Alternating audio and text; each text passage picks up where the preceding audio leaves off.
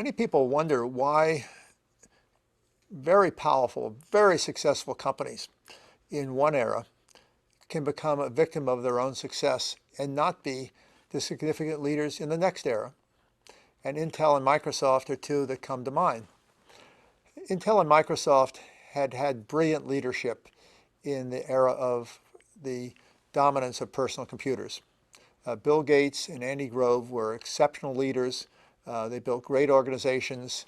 The two companies were very collaborative with one another, and they literally created the idea that a platform could exist and that the platform could be actually offered by two independent companies, one a hardware company, one a software company, but the platform was dependent on each party being equally successful in what they did. And yet, both Intel and Microsoft, decades later, completely missed the mobile revolution. The mobile revolution was led by other companies. It was led by a completely rejuvenated Apple, led by Steve Jobs. It was led by the brilliant leaders at Google, who came out with Android, an open system operating system that anybody could use without having to pay a license fee. And it was led by Samsung, who came out with brilliant hardware products that took advantage of the open Android platform.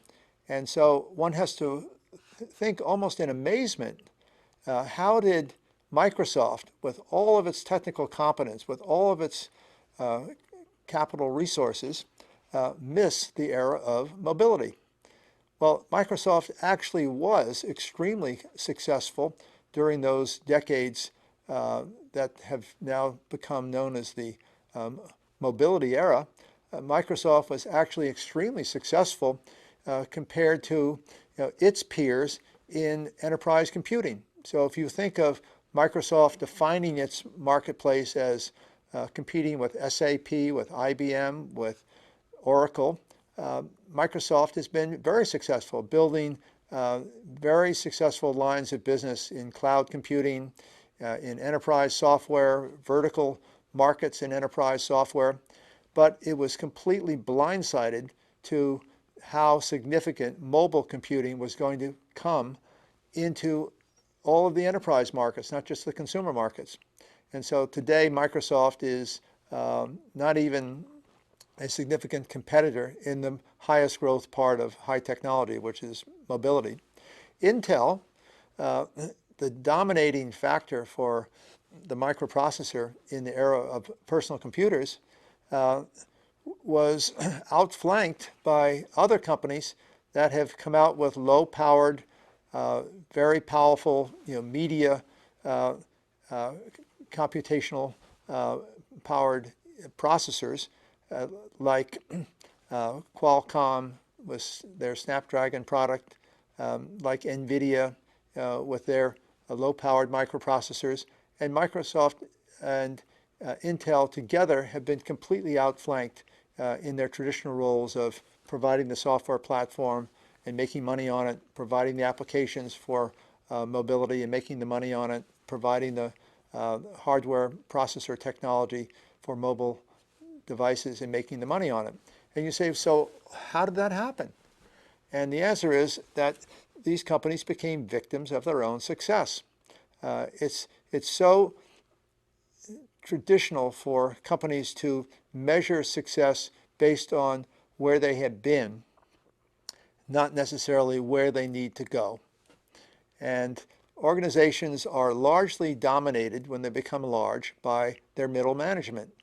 And their middle management is almost always empowered to say no, and rarely is given an incentive to come up with breakout strategies that could lead to the complete destruction of the business that has made them so successful, because that's not what middle managers are empowered to do.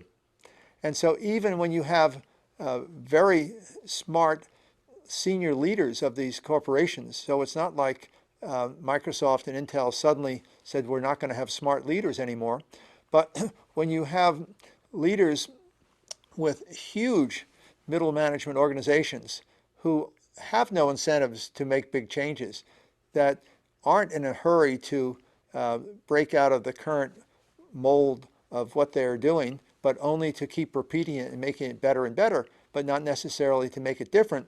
And when they're empowered to say no, not empowered to say yes, and decision making is a long process, whereas we all know in the world of high technology that innovation is nonlinear. It happens when you least expect it. You can't predict it. And when it does happen, it happens very, very quickly.